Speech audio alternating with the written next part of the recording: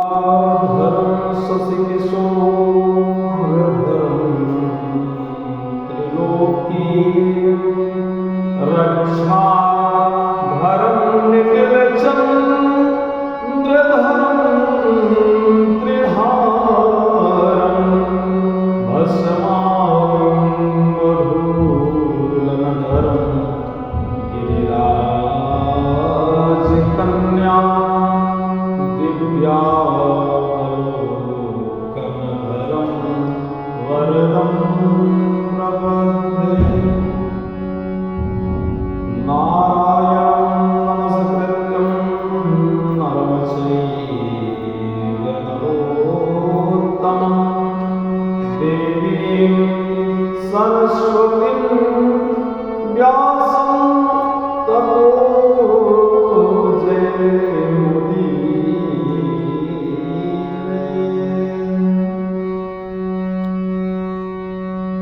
या देवी सर्वभूतेषु मातृरूपेण संस्थिता नमस्तस्यै नमस्तस्यै नमस्तस्यै नमो नमः। कर्पूरगौरं करुणावतारं संसारसारं भुजगेन्द्रहारं सदा वसन्तं हृदयारविन्दे भवं भवानी सहितं नमामि। मनवाणी को पवित्र करने के लिए आइए भगवत नाम संकीर्तन के साथ कथा में प्रवेश करेंगे।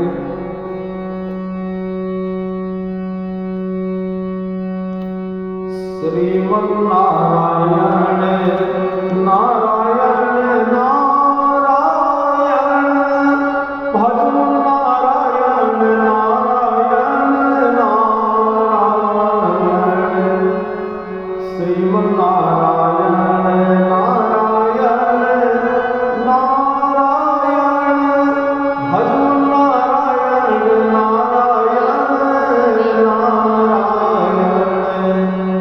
गोविंद नारायण नारायण नारायण श्री हरि नारायण नारायण नारायण लक्ष्मी नारायण नारायण नारायण बद्री नारायण नारायण नारायण। बोलिए लक्ष्मी नारायण भगवान की जय। आदि शक्ति दुर्गा की जय। अरविंदेश्वर महादेव की जय। काशी विश्वनाथ की जय।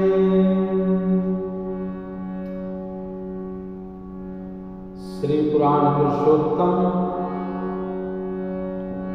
अखिल कारण करुणा अवतारण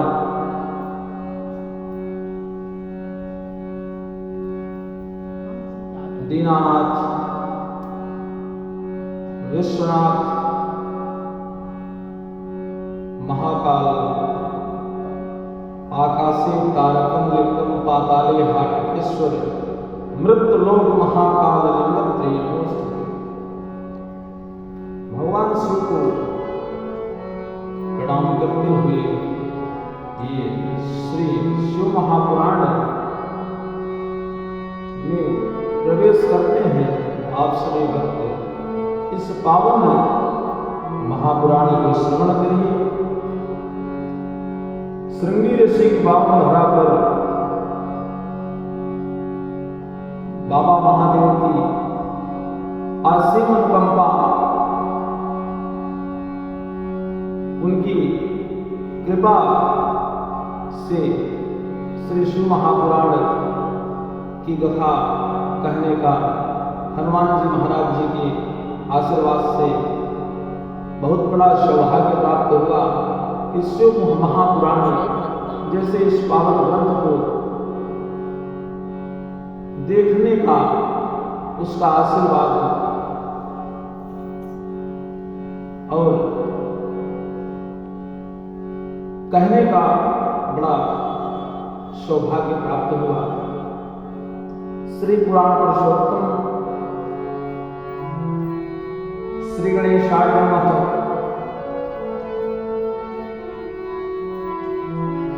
आइए विद्येश्वर संहिता को हम सब भव्य श्रवण करेंगे। प्रथम दिवस की कथा महात्मा की आप सभी ने श्रवण की। प्रयाग में श्री सूत जी मुनियों का तुरंत पाप नाश करने वाला साधन के विषय में प्रश्न होता है।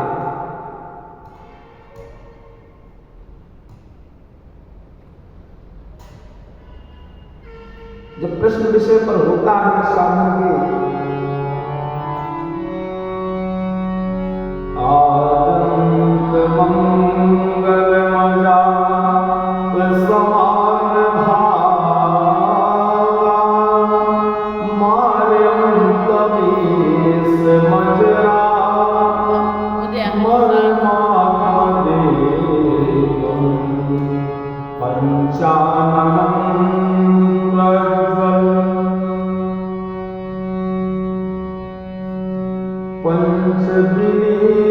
पंचविनीतशीलं संहाय मनसि संकरमंडिकेशम्।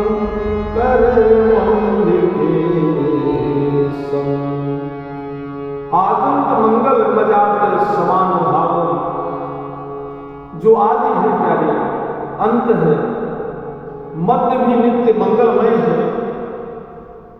जिसकी समानता अथवा तुलना कहीं भी नहीं जा सकती, जो आत्मा के स्वरूप को प्रकाशित करने वाले देवता परमात्मा हैं, जिनके 5 मुख हैं और जो खेल ही खेल में अनायास जगत की रचना, पालन और संहार तथा अनुग्रह एवं तिरोभाव स्वरूप 5 प्रबल कर्म करते रहते हैं, उस सर्वश्रेष्ठ अजर अमर ईश्वर अंबिकापति भगवान अरविंदेश्वर महादेव शंकर का मैं मन ही मन चिंतन करता हूं। व्यास जी महाराज कहते हैं, जो धर्म का महान क्षेत्र है और जहां गंगा यमुना का संगम हुआ है, उस परम पुण्यमय प्रयाग में जो ब्रह्मलोक का मार्ग है, सत्य व्रत में तत्पर रहने वाले महातेजस्वी महाभाग महात्मा मुनियों ने एक विशाल ज्ञान यज्ञ का आयोजन किया। उस ज्ञान यज्ञ का समाचार सुनकर पौराणिक शिरोमणि व्यास शिष्य महामुनि सूत जी वहां मुनियों का दर्शन करने के लिए आए। सूत जी को आते देखकर सब मुनि उस समय हर्ष से खिल उठे, अत्यंत प्रसन्न चित्त उनका विधिवत स्वागत सत्कार किया। तत्पश्चात उन प्रसन्न महात्माओं ने उनकी विधिवत स्तुति करके विनय पूर्वक हाथ जोड़कर उनसे इस प्रकार कहा कि सर्वज्ञ विद्वान रोमहर्षण जी, आपका भाग्य बड़ा भारी है। इसी से आपके व्यास जी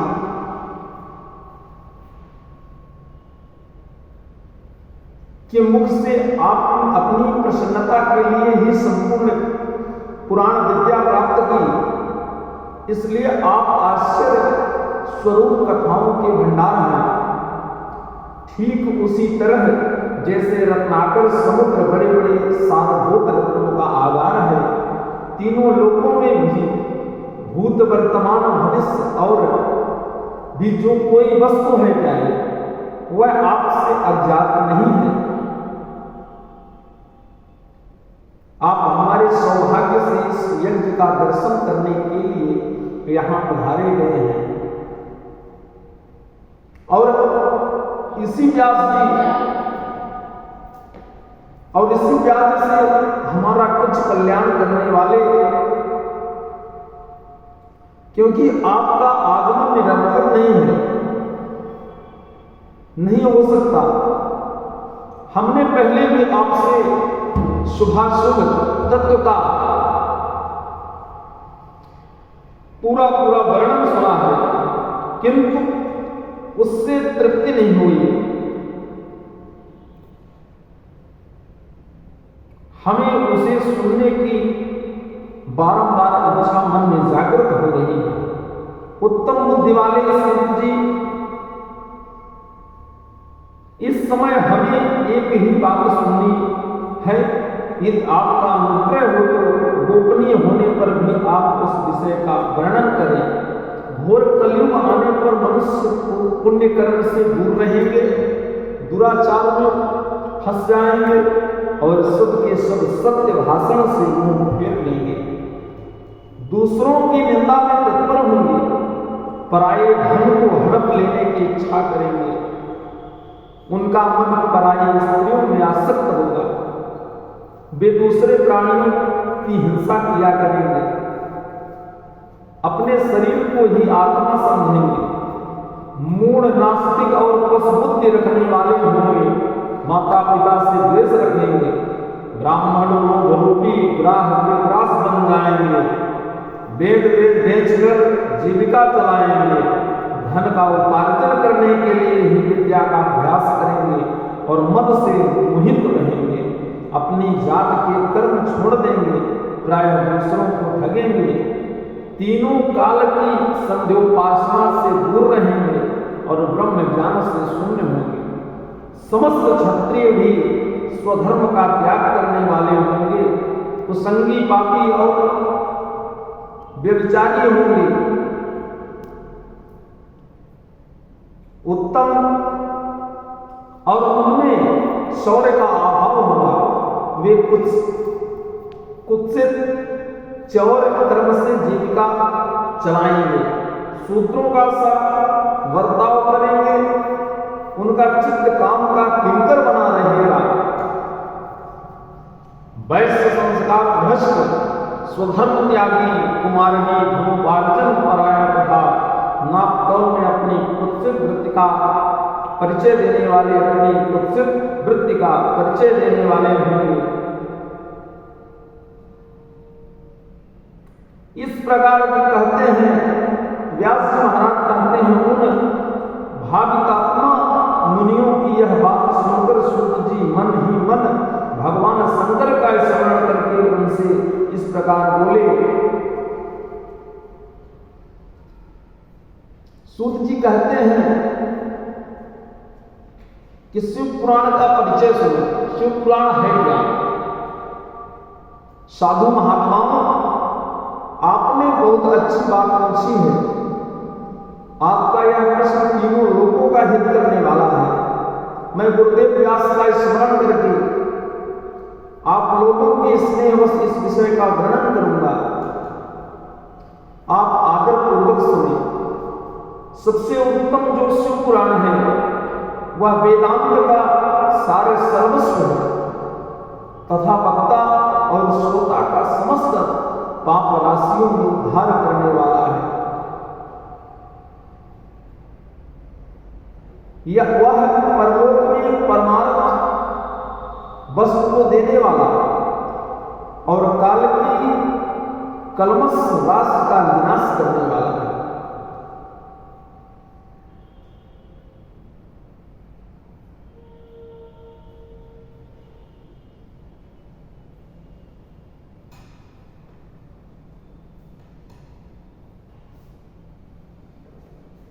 जगत में निर्भय होकर विचरेंगे जब तक यहां शिव पुराण का उदय नहीं होगा। इसे वेद के तुल्य माना गया है। इस वेद कल्प पुराण का सबसे पहले भगवान शिव ने ही प्रणयन किया था।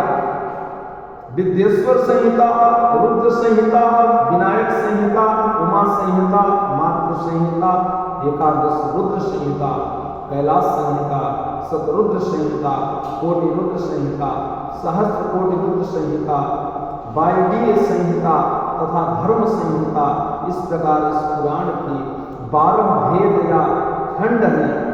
ये 12 संहिताएं अत्यंत पुण्यमयी मानी गई हैं। ब्राह्मणों, अब मैं उनके श्लोकों की संख्या बता रहा हूँ, आप लोग वह सब आदर पूर्वक सुने। विद्येश्वर संहिता में 10,000 श्लोक हैं। रुद्र संहिता, विनायक संहिता, उमा संहिता और मातृ संहिता, इनमें से प्रत्येक में 8-8 हजार श्लोक हैं। ब्राह्मणों, एकादश रुद्र संहिता में 13,000, कैलाश संहिता में 6,000 और शतरुद्र संहिता में 3,000, कोटि रुद्र संहिता में 9,000, सहस्त्र कोटि रुद्र संहिता में 11,000, वायवीय संहिता में 4,000 तथा धर्म संहिता में 12,000 श्लोक हैं। इस प्रकार मूल शिव पुराण की श्लोक संख्या 1,00,000 है, परंतु व्यास जी ने उसे 24,000 श्लोकों में संक्षिप्त कर दिया। पुराणों की क्रम संख्या के विचार से इस पुराण शिव पुराण का स्थान चौथा है। इसमें 7 संहिताएं हैं।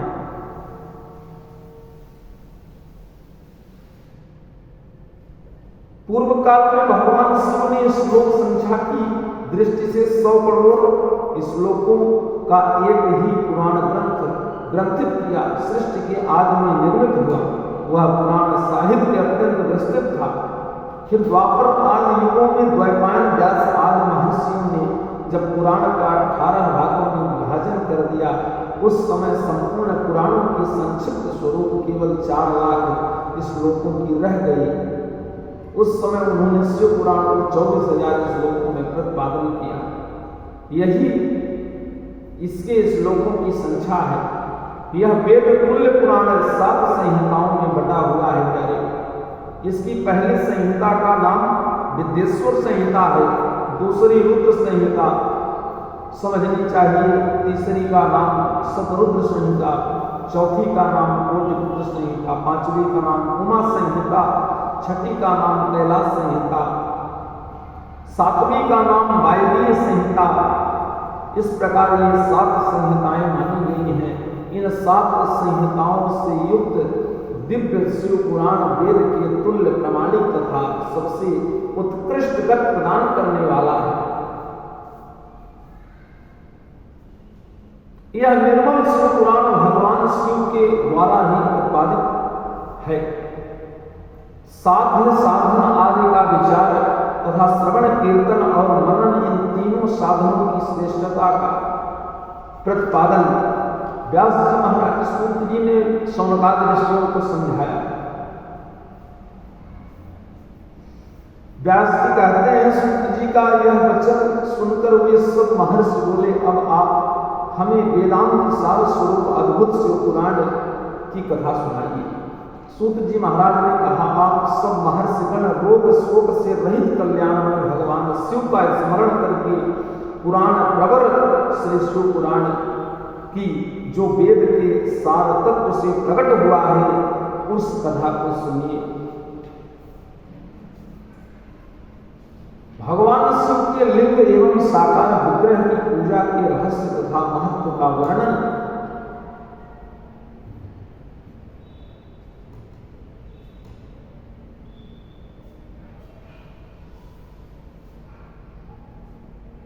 श्रोत्रेण श्रवणं कर्मः तस्यः वचसा कीर्तनं तथा मनसा मनसं मननं तस्यः महासाधनं उच्यते। भगवान शिव के लिंग का जो वर्णन है, सूत जी महाराज कहते हैं, सौनक, जो श्रवण कीर्तन और मनन इन तीनों साधनों के अनुष्ठान में समर्थ न हो, वह भगवान शंकर के लिंग एवं मूर्ति की स्थापना करके नित्य उसकी पूजा करे तो संसार सागर से पार हो सकता है। वंचना अथवा छलना करते हुए अपनी शक्ति के अनुसार धनराशि ले जाए और उसे शिवलिंग अथवा शिवमूर्ति सेवा के लिए अर्पित कर दे, साथ ही निरंतर उस लिंग एवं मूर्ति की पूजा भी करे। उसके लिए भक्ति भाव से मंडप, गोपुर, तीर्थ, मठ एवं क्षेत्र की स्थापना करे तथा उत्सव बचावे। वस्त्र, गंध, पुष्प, धूप, दीप तथा पुआ और साग आदि व्यंजनों से युक्त भांति भांति के भक्ष्य भोजन अन्य नैवेद्य के रूप में समर्पित करे। छत्र, ध्वजा, व्यंजन, चावल तथा अन्य अन्नों सहित राजोपचार की भांति सब समान भगवान शिव के लिंग एवं मूर्ति को चढ़ावे। प्रदक्षिणा नमस्कार यथाशक्ति जप करें। भगवान शिव अत्यंत प्रसन्न हो जाते हैं।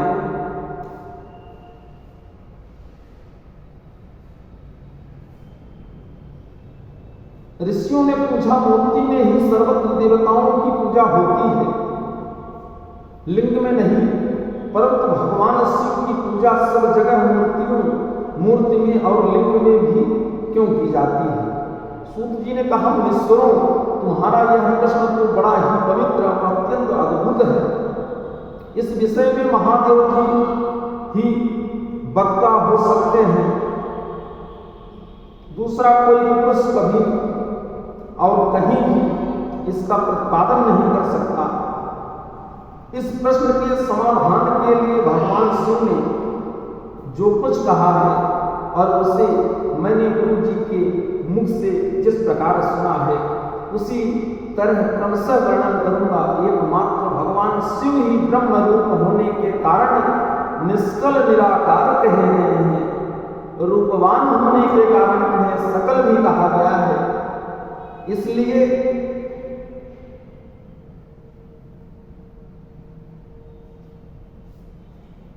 वे सकल और निष्कल दोनों हैं। शिव के निष्कल निराकार होने के कारण ही उनकी पूजा का आधारभूत लिंग भी निराकार ही प्राप्त हुआ है, अर्थात शिवलिंग शिव के निराकार स्वरूप का प्रतीक है। इसी तरह शिव के सकल या साकार होने के कारण उनकी पूजा का आधारभूत विग्रह साकार प्राप्त होता है, अर्थात शिव का साकार विग्रह उनके साकार स्वरूप का प्रतीक होता है। सकल और अकल समस्त अंग आकार सहित साकार और अंग आकार में सर्वथा रहित निराकार रूप होने से ही वे ब्रह्म शब्द से कहे जाने वाले परमात्मा हैं।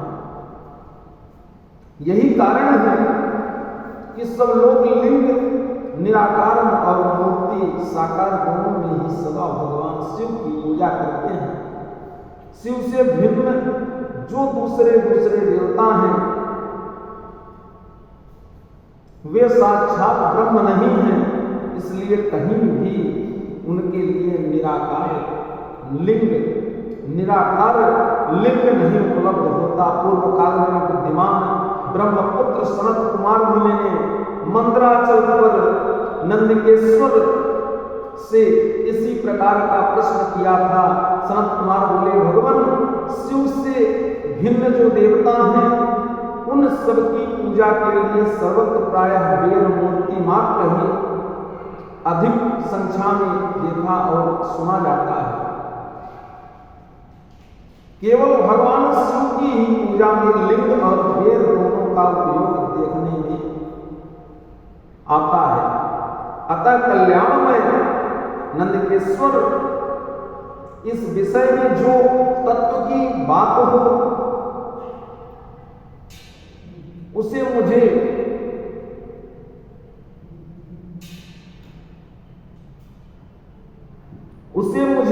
इस प्रकार बताइए जिससे अच्छी तरह समझे में आ जाए।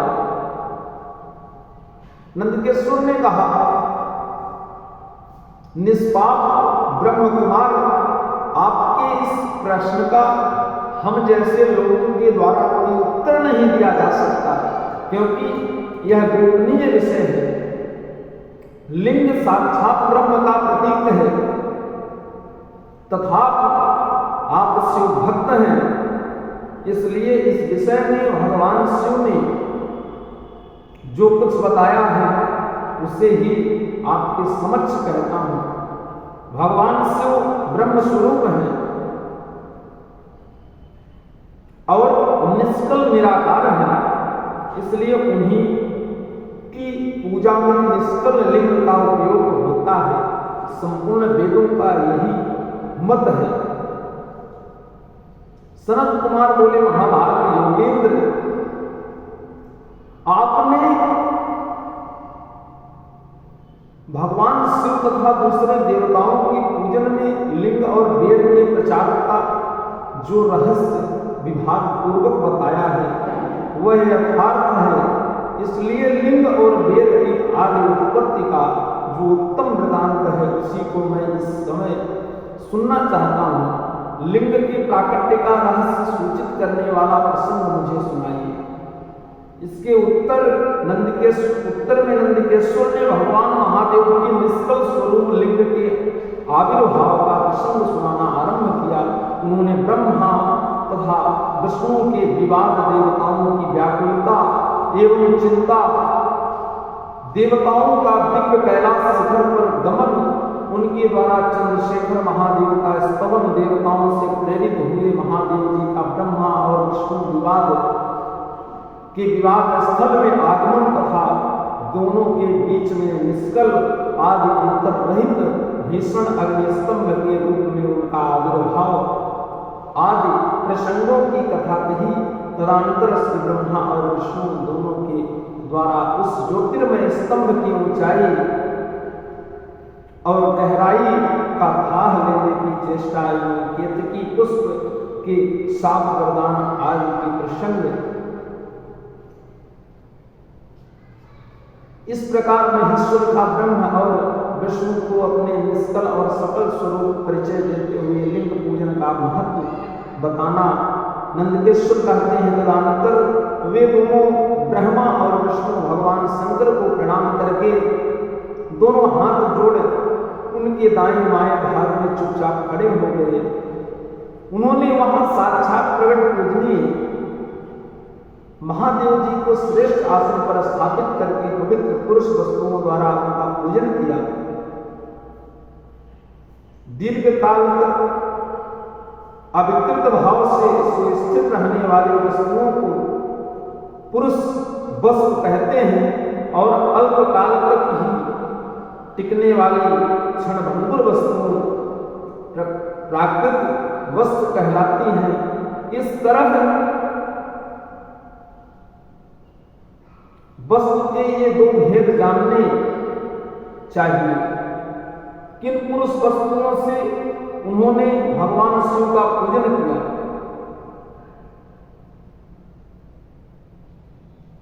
यह बताया जाता है कि हार, नूपुर, केयूर, किरीट, मणिमय कुंडल, यज्ञोपवीत, उत्तरीय वस्त्र, पुष्पमाला, रेशमी वस्त्र, हार, मृतिका, पुष्प, तांबूल, कपूर, चंदन एवं आगुर का अनुलेप, धूप, दीप, श्वेत छत्र, व्यजन, ध्वजा, चवर तथा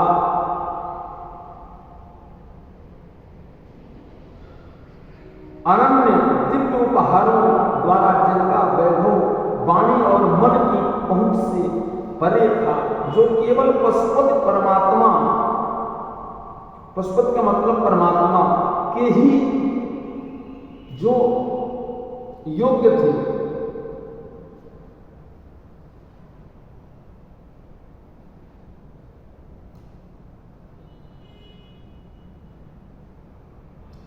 जिन्हें पशु बद्ध जीव कदापि नहीं पा सकते थे, उन दोनों ने अपने स्वामी महेश्वर का पूजन किया। महेश्वर बोले, पुत्रों, आज का दिन एक महान दिन है। इसमें तुम्हारे द्वारा जो आज मेरी पूजा हुई है, इससे मैं तुम लोगों पर अत्यधिक प्रसन्न हूं।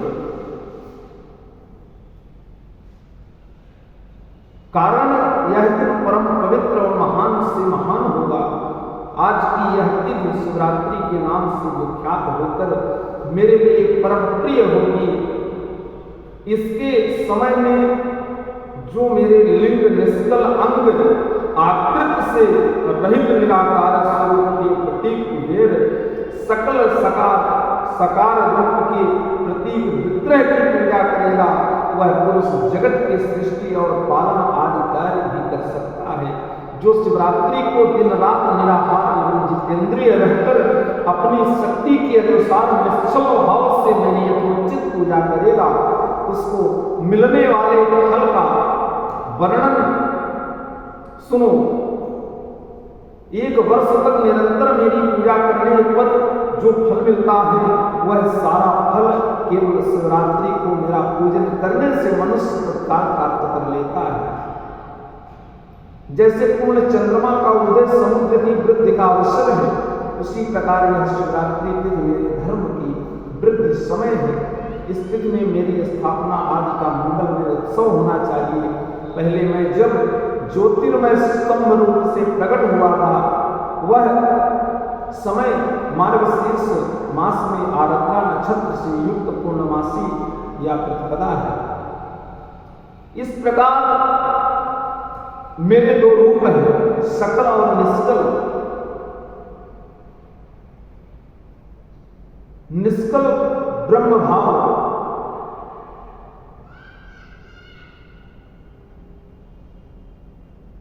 और सकल महेश्वर भाव, ये 2 रूप सिद्ध रूप हैं। मैं ही परम ब्रह्म परमात्मा हूं। कलायुक्त और अकल मेरे ही स्वरूप हैं। ब्रह्म रूप होने के कारण मैं ईश्वर भी हूं। जीवों पर अनुग्रह आदि करना मेरा कार्य है। इस प्रकार 5 कृत्यों का प्रतिपादन प्रणव एवं पंचाक्षर मंत्र की महत्ता ब्रह्मा विष्णु द्वारा भगवान शिव की स्तुति और उनका अंतर ध्यान।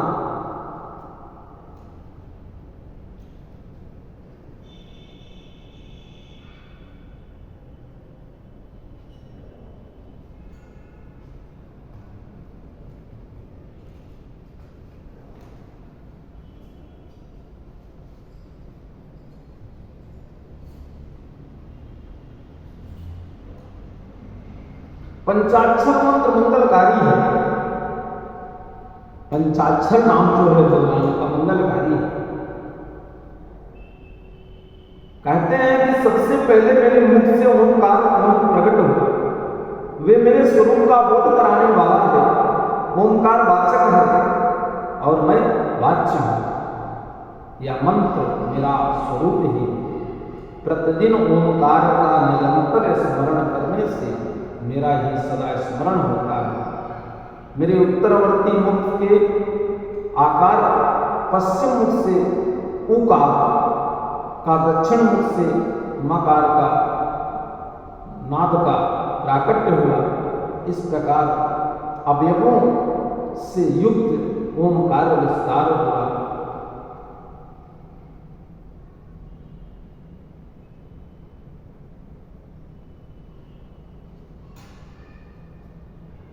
शिवलिंग की स्थापना, इसके लक्षण और पूजन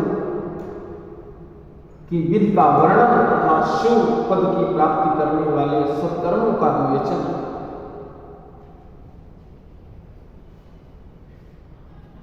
मोक्षदायक पुण्य क्षेत्रों का वर्णन, काल विशेष में विभिन्न नदियों के जल में स्नान के उत्तम फल का निर्देश तथा तीर्थों में पाप से बचे रहने की चेतावनी, सदाचार, शौचाचार, स्नान, भस्म धारण, संध्या वंदन, प्रणव जप, गायत्री जप, दान,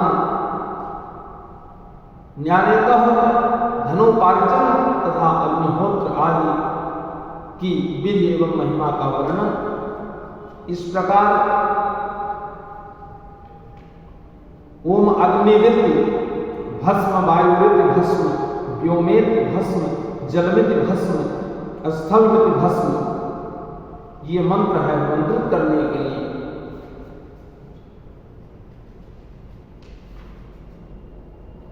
अग्नियज्ञ,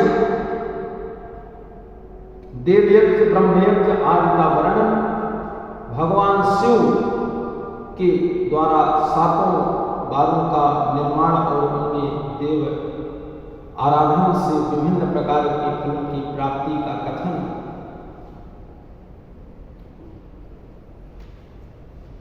देश काल पात्र और दान आदि का विचार,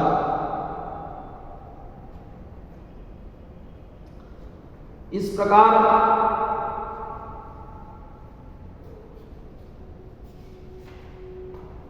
पृथ्वी आदि से निर्मित देव प्रतिमाओं के पूजन की विधि, उनके लिए नैवेद्य का विचार, पूजन के विभिन्न उपचारों का फल, विशेष मास, वार, तिथि एवं नक्षत्रों के योग में पूजन का विशेष फल, लिंग के वैज्ञानिक स्वरूप का विवेचन।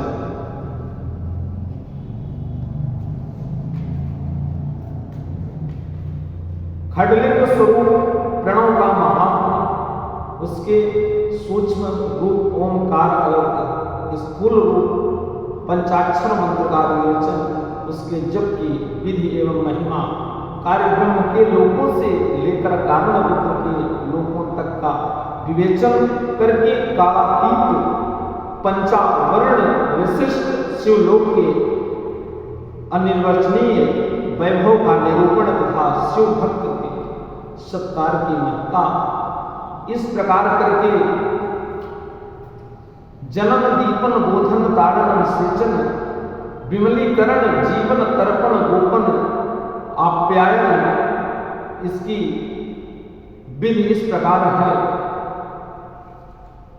इस प्रकार कह के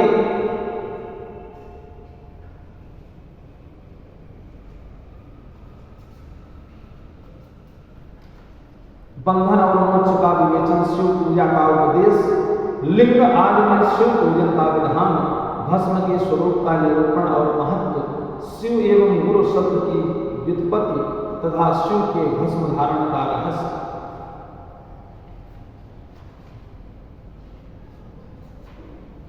पार्थिव लिंग निर्माण की रीति तथा वेद मंत्रों द्वारा इसकी पूजन की विस्तृत एवं संक्षिप्त विधि का वर्णन।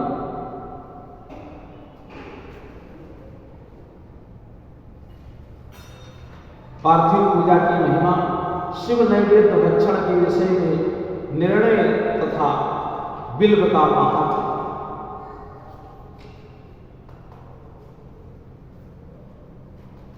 शिव नाम जप तथा भस्म धारण की महिमा,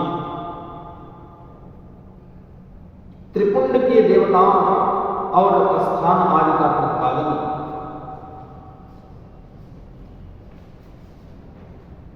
रुद्राक्ष धारण की महिमा तथा उसके विविध भेदों का वर्णन। इस प्रकार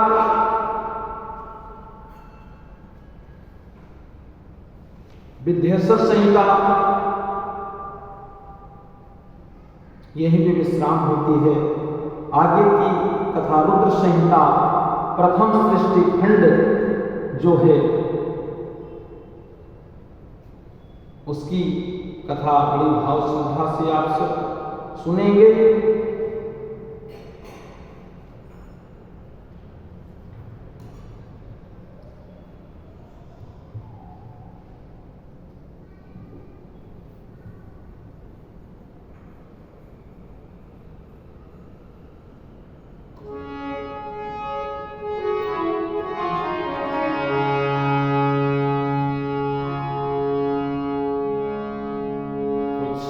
मिल जाएगी शरण में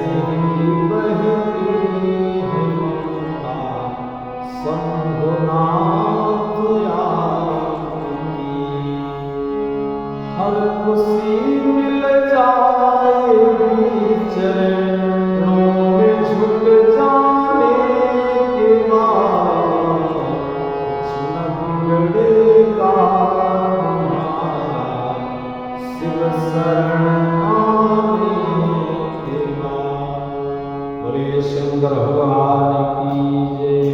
उमापति महादेव की जय। जय जय श्री राधे श्याम।